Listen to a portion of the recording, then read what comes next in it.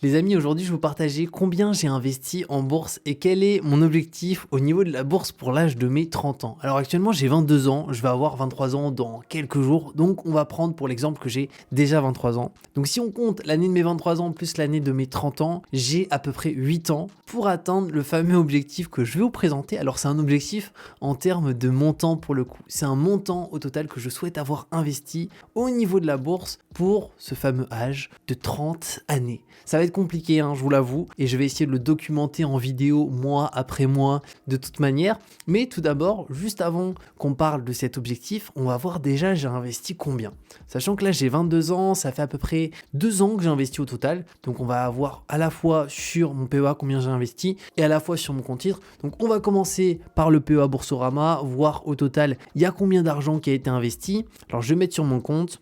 Alors là c'est bon, je suis sur mon compte. Est-ce que on va bien voir? Je pense que on voit à peu près.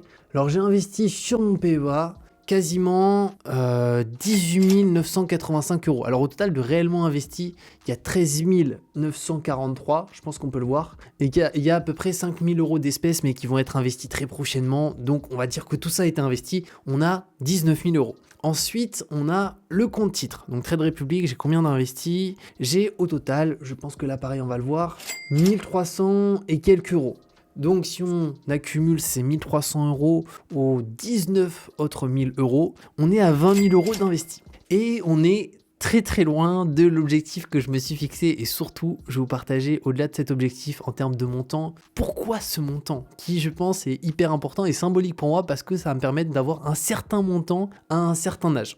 Donc du coup on arrête le suspense, le montant c'est 200 000 euros. Donc j'ai 8 ans pour mettre 200 000 euros moins 20 000, donc du coup à peu près 180 000 euros investis en bourse. Alors on va faire un petit calcul pour voir ça fait à peu près combien d'argent par année et après par mois. Donc du coup on va partir sur 180 000, on va voir ce que ça donne. 180 000, on va le diviser par 8 ans. Ça fait une somme qui est quand même assez énorme de 22 500 euros. Alors 22 500 euros, si on le divise maintenant par mois, donc par 12, ça fait 1875 euros.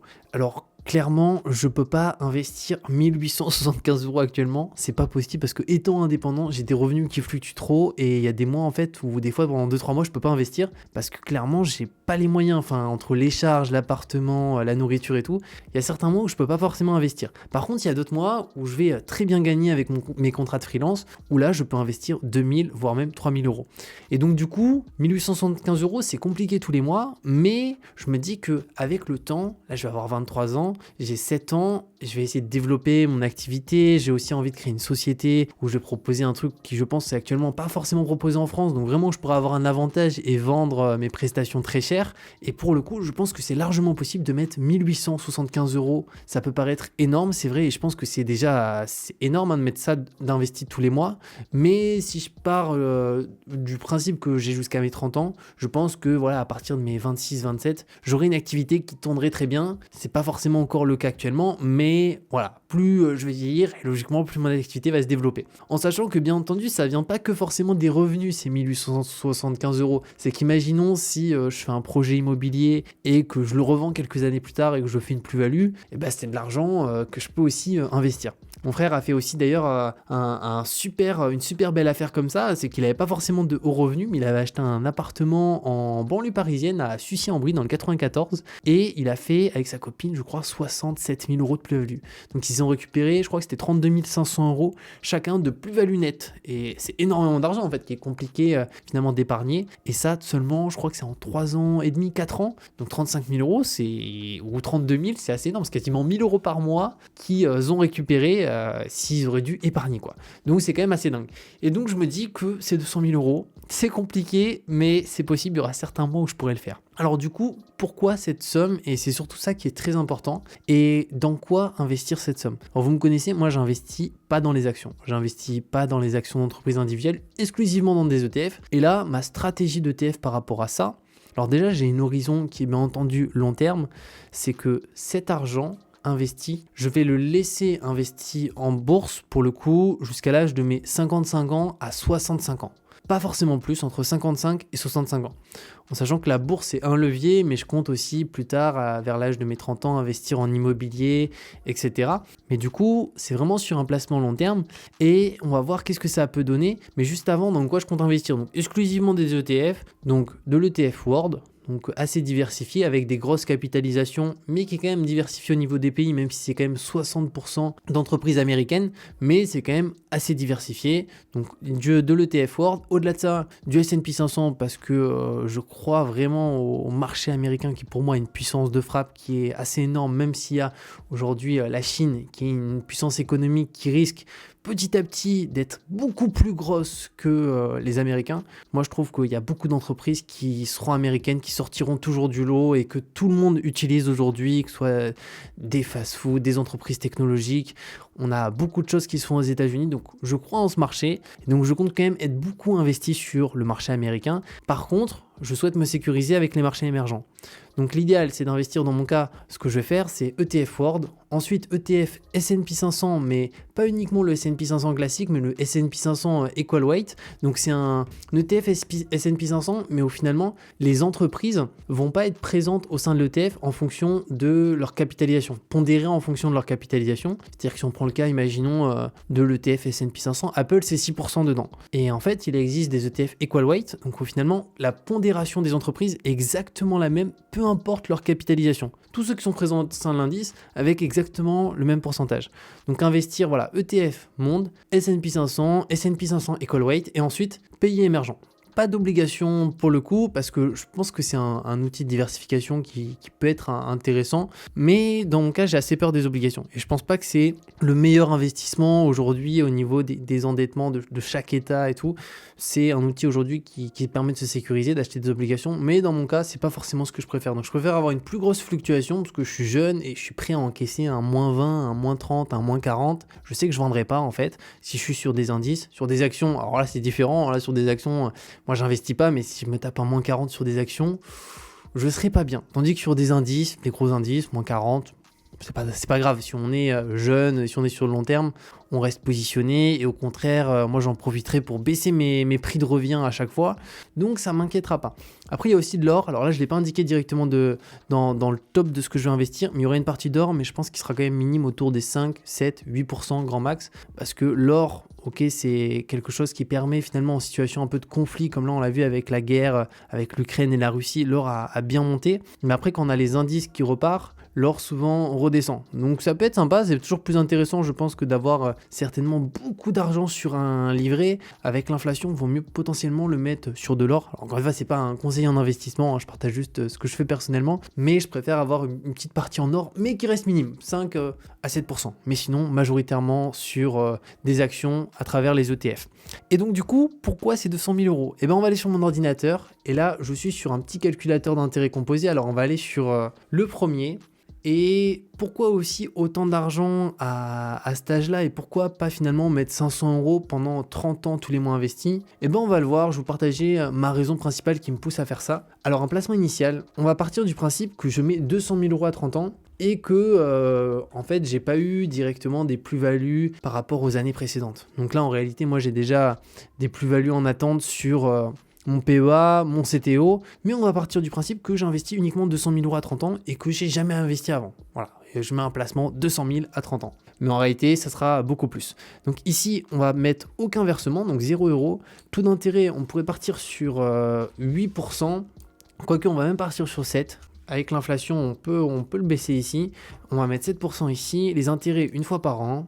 Juste ici. Et pour l'exemple, du coup, si je mets à 30 ans cette somme, moi, dans mon cas, si je vends mes positions, mes ETF, je pense que ça sera pas avant mes 55 ans parce que c'est vraiment de l'argent dont je n'aurai pas besoin. Je vais essayer de créer d'autres choses, donc j'aurai pas forcément besoin de cet argent. Mais on va partir du principe que c'est à 55 ans que je souhaite retirer. Donc j'aurai 30 ans, plus 25, on arrive à 55.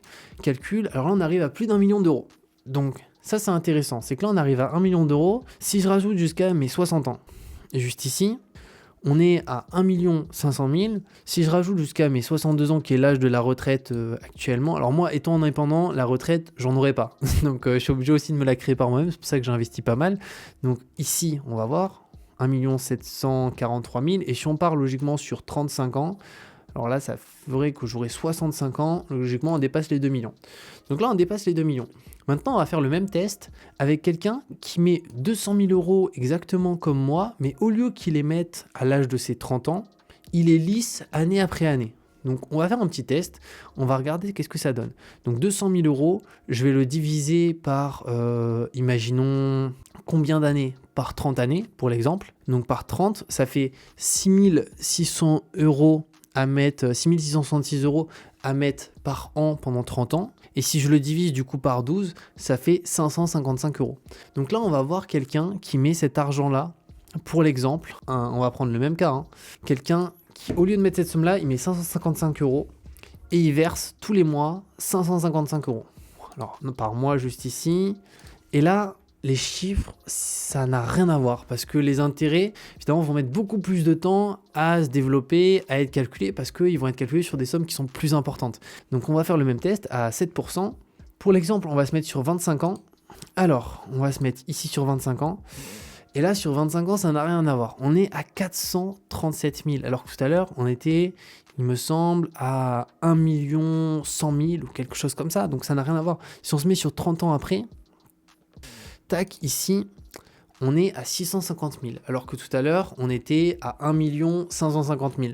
Et si on se met sur 35 ans, tout à l'heure, on était à 2 100 000. Et là, on n'est même pas à 1 million. Pourquoi? Parce qu'au final, plus le montant de départ va être important et plus les intérêts vont se calculer sur un montant important. C'est pour ça que ma stratégie, c'est vraiment de me dire, jusqu'à 30 ans, Julien, tu te serres un peu la ceinture et tu te bats pour investir le plus possible. Le plus possible, tu peux investir plus que 200 000, je le ferai, mais là déjà, c'est très ambitieux parce que c'est quasiment 2 000 euros par mois et je sais qu'aujourd'hui, dans ma situation, c'est pas possible. Mais je pense que petit à petit, je vais réussir à développer des activités et peut-être à m'associer avec certaines personnes et du coup à péter certains plafonds et pouvoir mettre 2 000 euros tous les mois investis. En tout cas, je vais tout faire pour. Et c'est hyper important parce que si j'arrive à faire ça pour l'âge de mes 30 ans, après, j'aurais plus forcément le besoin d'investir. Je pourrais pour développer encore plus, mais je pense que je me focuserai sur d'autres choses. Et moi, souvent, je suis sur des projets. C'est-à-dire, je me dis, OK, le projet, là, c'est l'investissement boursier dans mes ETF. Après, ça sera peut-être l'IMO, ça sera peut-être d'autres choses. Peut-être des choses au niveau du commerce, etc. Mais étape par étape. Et là, je me dis, je mets mon focus là-dessus. Et je pense que ça peut être hyper intéressant parce qu'après, j'aurai plus forcément besoin d'investir. Mon capital, il tournera. Ce sera un gros capital, 200 000 euros à 30 ans. Pendant 25 ans, 30 ans, il tournera. Mais entendu, c'est de l'argent dont j'ai pas besoin directement. J'en ai pas besoin personnellement. Donc, je vais pas revendre à 40 ou à 50 ans. L'idée, c'est de le laisser sur le compte. Et au bout d'un moment, je le retirerai. Mais c'est vraiment petit à petit. Et je me dis pas, ouais non, je vais revendre dans 10 ans. Non, c'est au moins de le laisser jusqu'à mes 55 ans. Et à côté, développer peut-être l'immobilier, d'autres choses, d'autres activités, créer des sociétés. Et voilà à peu près pour l'objectif. Donc 200 000 euros, là il reste 180 000 quand même. Donc là j'ai 7-8 ans pour mettre 180 000 euros investis. Donc je pense qu'il faudra que je passe aussi à travers un projet immobilier que je revende bien pour récupérer pas mal d'argent parce que sinon ça va être quand même assez compliqué, à part si j'arrive à créer quelque chose, une société qui marche bien, m'associer avec les bonnes personnes, qu'on crée un super projet. Pour le moment, c'est pas le cas, mais peut-être que petit à petit, ça se fera. Parce que là, c'est ça, en tant qu'indépendant, il y a des mois où je peux investir pas mal, parce que je suis freelance, donc il y a des mois où je vais avoir un gros contrat, donc ça va être génial, je vais pouvoir mettre 2000, 2500 euros, voire même 3000 dans les meilleurs cas, investis en un mois. Et par contre, il y a d'autres périodes où pendant 4 mois, je vais investir zéro, parce que clairement, c'est pas possible. Avec les dépenses que j'ai, je peux pas me permettre d'investir. Donc là, il faut vraiment que j'arrive un peu à lisser mes revenus et surtout à les augmenter en créant peut-être une société, en développant d'autres choses avec d'autres personnes. Mais voilà à peu près pour le bilan. Donc objectif assez ambitieux, 200 000 euros d'investis à 30 ans sans compter finalement les plus-values d'attente. C'est vraiment de l'argent personnel que je veux investir. On verra ce que ça donne. N'hésitez pas vous aussi les amis à me partager en commentaire vos objectifs au niveau de la bourse. Combien vous souhaiterez investir, que ce soit mensuellement ou peut-être votre objectif si vous avez 20 ans, l'objectif à 30 ans. Si vous avez 30 ans, peut-être l'objectif pour 40 ans. En tout cas, je vous dis à très bientôt les amis. Je vous mets une vidéo ici qui risque de vous intéresser. Je vous dis à très bientôt. Prenez soin de vous et ciao!